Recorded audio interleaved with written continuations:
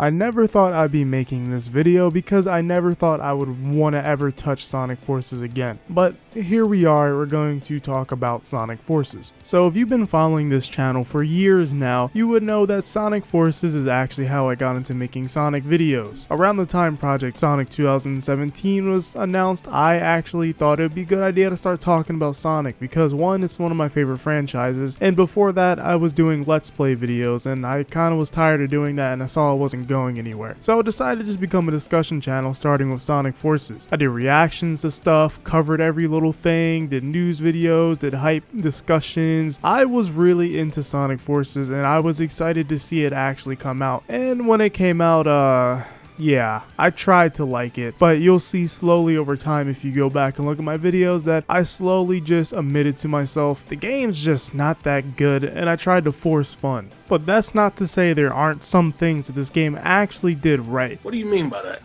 And I want to talk about it right now because I think now is an interesting time because everyone's reflecting back on this game and thinking of it like really badly, and I don't mind that because it was a very disappointing game, but I don't think it's the worst thing ever. And I want to talk about some things I think the game actually did right. One of the first things I want to talk about is actually the UI. I think the UI in Sonic Forces is actually nice and clean looking, and I think it actually really works with the game's theme, even though it's lacking in theme in terms of story, but overall the theme of the game I think is pretty nice looking. One thing I love about the boost meter is that it's literally just the boost aura pushing the bar down. Like, that looks so cool when you actually look at that. I think they hit the mark for clean aesthetic but stylistic at the same time, and I'm a big fan of that. I will say though, I'm not a big fan of the main menu. It's kind of lacking, but yet again, games like Generations literally just has classic Sonic and Sonic in a big ring behind a white background. So yeah, but outside of simple menus, I think the world map also looks pretty nice. You get to see the world mapped out. Still don't know what planet we're on in these games because the story is inconsistent and we jump back and forth. But overall, I like the stylistic choice of the map with all of the dark lines and almost looking like it's in a comic book. I think it's a really cool and unique thing.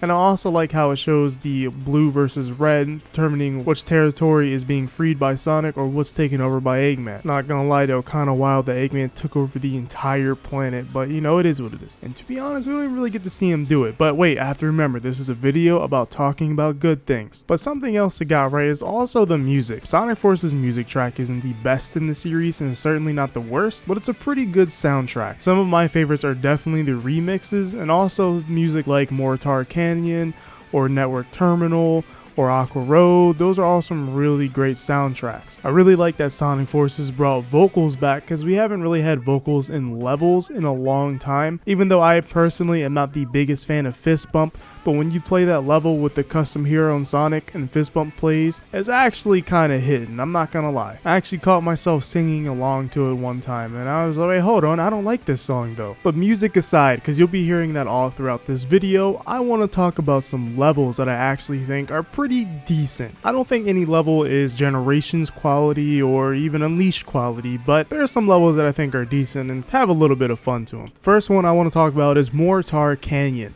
This level is probably the most open level in all of Sonic Forces. There are multiple pathways that you can take, even though they may be short-lived, but it's kind of wild how open the level design is compared to the rest of the game. And if most of the levels were like this, I don't think they would feel as bad, and they could have been more creative with these open pathway levels that take you to the end point. Also, in my opinion, even though we're going back to music, Mortar Canyon has the best level theme in the game to me. Now, the next two levels I want to talk about go together, and it's both Metropolis Zone levels because I think Metropolis and Sonic Forces is actually pretty decent. Like, the level lighting is really good there, and it just overall has a lot of detail to the level, and I actually like it. Specifically, the custom hero level does not have that much blocky design compared to a lot of the other levels, and also it has something I really like that we're going to talk about later. But for modern Sonic Metropolis, there's a lot of floating platforms, but I feel like it actually makes sense in a, utopian society type level where everything is futuristic and floating, I think it actually does add to the aesthetic, whereas if it was like Green Hill and there's floating platforms, it just looks so off. The next level I want to discuss is Network Terminal. This level isn't anything too crazy, but I just really like the aesthetic of like a winter chemical plant, and the music in the second half in the 2D section is actually really good, and it's not that bad of a level. The only thing I don't really like about it is, of course, its shortness and the little goo that comes down that doesn't let you move, and it's really annoying. But other than that, it's kind of fun platforming fast through that level. I don't think it's a terrible level by any means. It's just okay. And next I want to talk about Sunset Heights. I don't think the level design of Sunset Heights is all that amazing or anything. It's very mediocre, because if you guys didn't know, when Forces was being promoted before it came out, a lot of us thought that was going to be the first level in the game.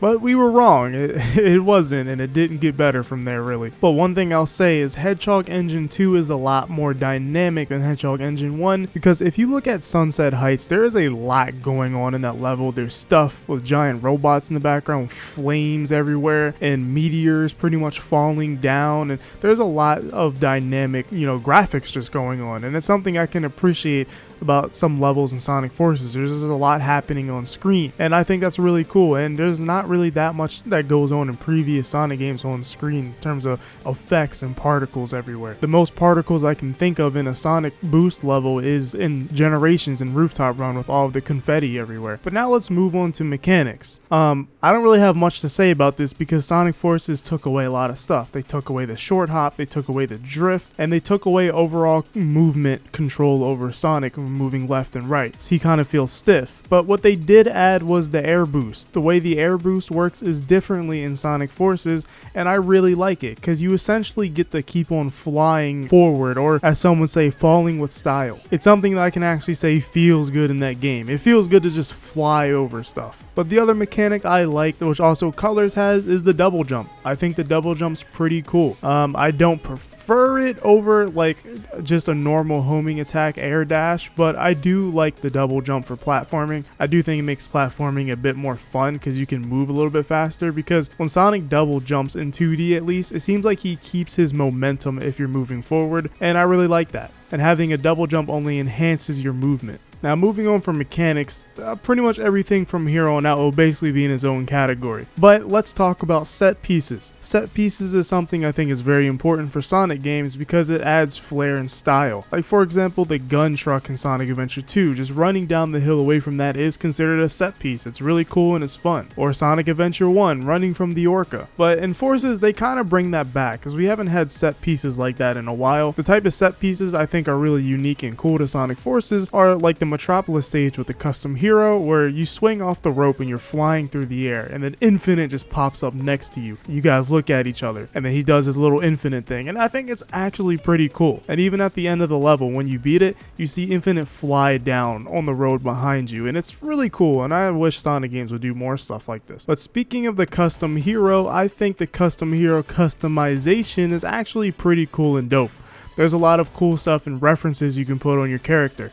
I made my character look like Jet the Hawk. Close enough, right? I also think the Wisp mons are a decent idea. I mean, I'm not the biggest fan of the Wisps, but if they're going to be in the game, at least make them more interesting, and turning them into weapons for the custom heroes an interesting idea. Even though it's kind of funny though, because they power the weapons, but at the same time, the whole point of Sonic Colors was freeing them from being used in machines, but now they're being put back in machines. But anyways, it's a cool idea. But my favorite Wisp bomb has to be the Drill Wisp, because it's almost like a boost, but like an insane boost that you charge up once and let it go. It's kind of crazy and jank, but at least it lets you go fast. Now let's talk about what I like of Classic Sonic and Sonic Forces. He's blue.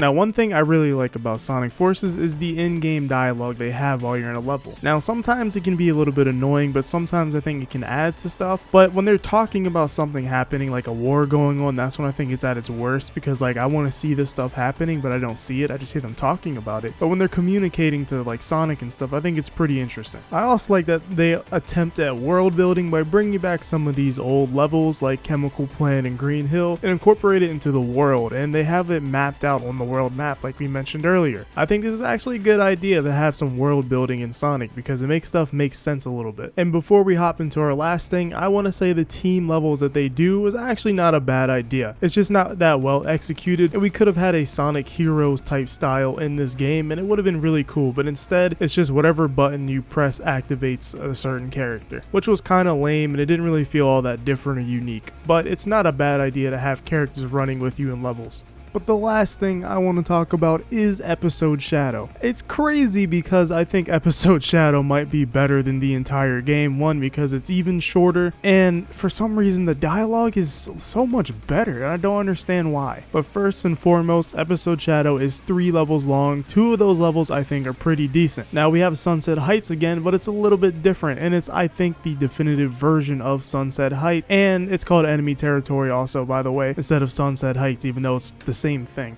But I think the level design overall is better here and offers a little bit more of a challenge and is definitely longer than the original Sunset Heights. What I also like about it is it has the Westopolis remixed along with Radical Highway into one song, and it hits my adventure nostalgia bone.